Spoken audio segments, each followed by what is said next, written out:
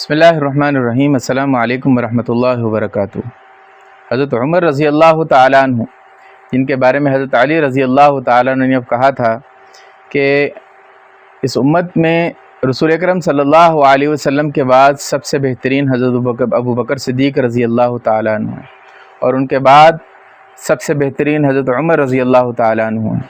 रसूल अकरम सल्लल्लाहु अलैहि वसल्लम ने फरमाया कि हर उम्मत का एक मुहद्दिस हुआ करता है, और मेरी उम्मत का मुहद्दिस वो उमर हैं रज़ी अल्लाह ताला अन्हु।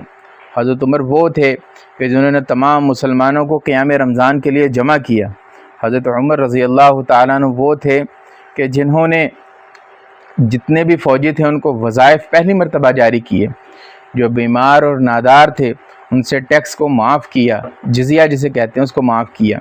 इसी तरीके से तो उमर रज़ी अल्लाह ताला अन्हु वो थे कि जिन्होंने कुरान पाक जमा करने का मशवरा दिया। हज़रत उमर वो थे कि जिन्होंने आज़ान शुरू करने का मशवरा दिया, कि जब मशवरा हुआ कि पहले ये होता था कि सारे के सारे इकट्ठे हो जाते थे किसी भी वक्त मुकर्रर पर और मस्जिद में जमात हो जाती थी। फिर कहा गया कि कुछ ऐसा किया जाए कि जिसकी आवाज़ सुनकर सारे के सारे इकट्ठे हो जाएं। तो इस पर बाज़ हज़रात ने यह मशवरा दिया है कि नसारा की तरह एक म्यूज़िक टाइप कोई चीज़ ईजाद की जाए और वो बजाया जाए, यानी ईसाइयों की तरह। फिर कहा कि जैसे यहूदी एक बाजा बजाते हैं वैसे एक बाजा बजाया जाए और सबको इकट्ठा किया जाए। तो हज़रत उमर रज़ी अल्लाह ताला अन्हु का क्यों ना कोई ऐसा आदमी हो जो आज़ान दे और बुलाए नमाज की तरफ। तो इस पर जो है हज़रत सल्लल्लाहु अलैहि वसल्लम मुस्कुराने लगे, और आप सल्लल्लाहु अलैहि वसल्लम ने हज़रत बिलाल को कहा कि हज़रत बिलाल को ये कहा कि आप खड़े हो जाओ और आज़ान दो।